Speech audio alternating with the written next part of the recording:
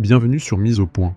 Actualité, géopolitique, société, analysée sans détour. Abonnez-vous pour ne rien manquer et donnez-nous votre avis. Clinton, Biden, Obama, 3 noms, une seule ligne politique, elle est morte. À leur place, Gavin Newsom, un élu qui change de position en 15 jours, et dont ça marche. Parce qu'ils ont compris une chose, vous êtes épuisés. Et sur l'épuisement, on peut tout faire passer. Lincoln l'avait dit, la menace viendra de l'intérieur. Aberkane vous explique pourquoi c'est maintenant. Exact. Alors, si tu peux nous parler de Gavin Newsom, enfin, quand tu dis c'est lui, c'est bien. Gavin Newsom ne serait jamais remonté sans justement le fait de pouvoir se bien présenter. sûr. Le Mélenchon. C'est ça qui est fou. Bien sûr. Gavin Newsom devient Mélenchon. C'est le mec, c'est un multimillionnaire. C'est un mec complètement cynique. Il a pas du tout éradiqué la pauvreté. Il a détourné de la thune en Californie. Enfin, Gavin Newsom, c'est vraiment l'archétype du pire politicien possible que tu peux imaginer, façon Sin City. Il me rappelle, tu sais qui il me rappelle? Uh-huh. Il me rappelle un certain gouverneur de l'Arkansas. Ah bah oui, voilà, Bill Clinton. Mais alors, Bill Clinton, il était quand même beaucoup plus cool, quoi, si tu veux. Gavin Newsom, il y a un côté cynique. Bill Clinton, il était chaleureux. Alors, je suis d'accord avec toi qu'en plus de ce que j'ai vu, alors je n'ai pas encore lu autant que je le voudrais sur le personnage, mais je me suis tapé cet après-midi quelques vidéos et surtout des tournées de photos. Faites par lui, c'est pas des photos de foutage de gueule, c'est faites par lui et ses services. C'est incroyablement surfait. Si tu veux, c'est une pure créature. Enfin, tu vois, c'est plastique Bertrand, tu vois, 80% plastique. Mais l'avantage, c'est que qui a-t-il en face de lui au Parti démocrate à l'instant T?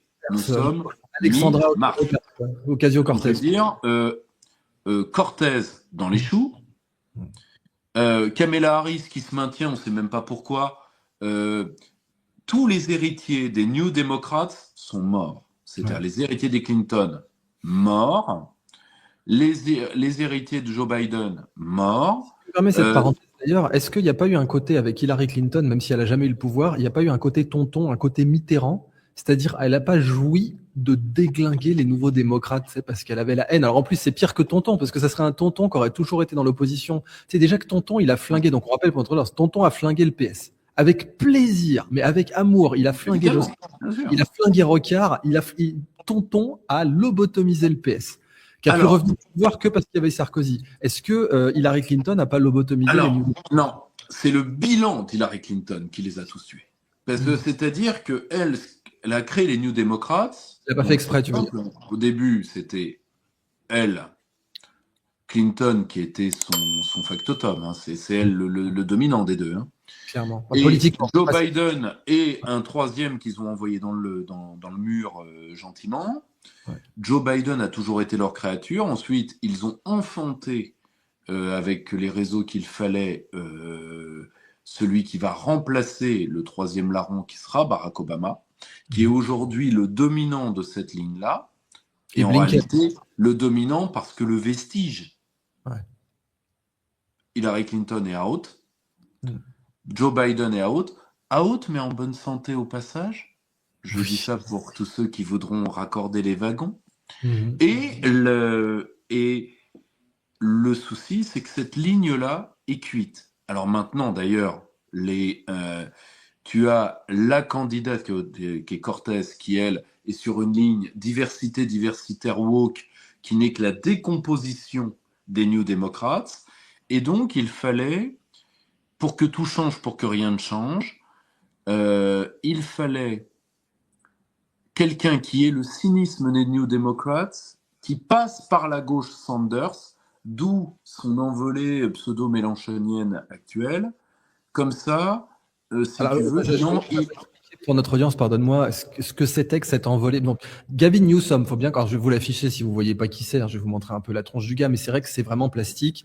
Voilà, on est sur le candidat un peu pseudo-hollywoodien, fausse gauche, qui se sert au passage tout ce que Mark Twain décrivait déjà quand il décrivait la corruption à San Francisco, si vous voulez, même si Newsom, il est pas exactement de San Francisco, mais il en mange quand même comme Nancy Pelosi d'ailleurs. Eh bien, il a dit dernièrement, ah non, ce que fait Israël est inacceptable. Enfin, il a pris une ligne totalement Mélenchon. Et le pire, c'est que ça a marché. Moi, c'est ça qui me rend fou, c'est que le truc a fonctionné. Donc, c'est ça qu'on vous disait pour l'audience, hein, ce que Pierre-Yves décrit comme la mélenchonisation à raison de Gavin Newsom. C'est un tour de passe-passe qui est complètement inimaginable. Je sais pas, c'est comme si. Je peux même pas te citer d'exemple, en fait. Mais c'est simple, c'est comme si tu veux, tu avais une manif pro-palestinienne organisée Manuel Valls. organisée par un présentateur de CNews. Et puis voilà. Ouais, voilà. Voilà. Bon, t'as parfaitement résumé. Mais c'est et encore, j'ai rien pour, j'ai rien contre. Je dis juste que là, il fait un coup. Tu vois, il fait un coup de palestinisme parce qu'il sait que la jeunesse démocrate des campus, c'est sa seule idéologie, parce que comme elle est plus, elle n'arrive pas à penser l'Amérique, elle se garantit, parce que c'est une jeunesse bourgeoise, d'être de gauche par le palestinisme. Donc, il utilise le palestinisme, et de l'autre côté, il va faire une petite envolée sandersienne, et puis ensuite, il va ramener toutes ces braves gens dans la lignée, dans le placard, disons, Clinton, Obama, Biden, donc dans le placard des traces des New Democrats, et nous verrons ce qu'il fera face à l'EPAC. Et je te le dis tout de suite, il pliera. De toute façon, on l'a vu, là, toutes les vidéos ressortent, là, je vais l'afficher.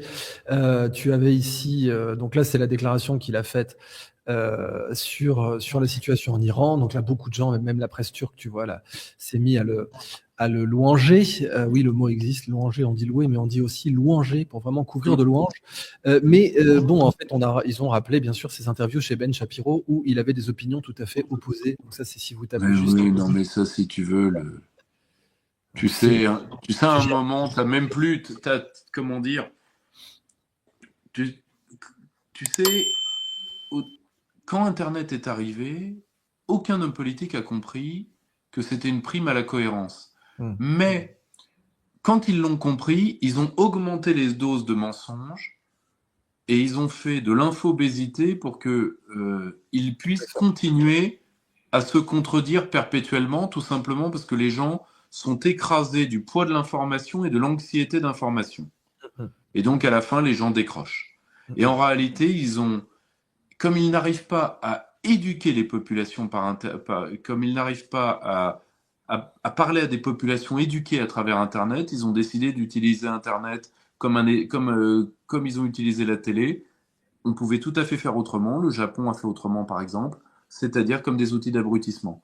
Et donc, là, tu vois un mec qui, en 15 jours, a changé de truc, et grosso modo, qui vous dit « Je vous emmerde ».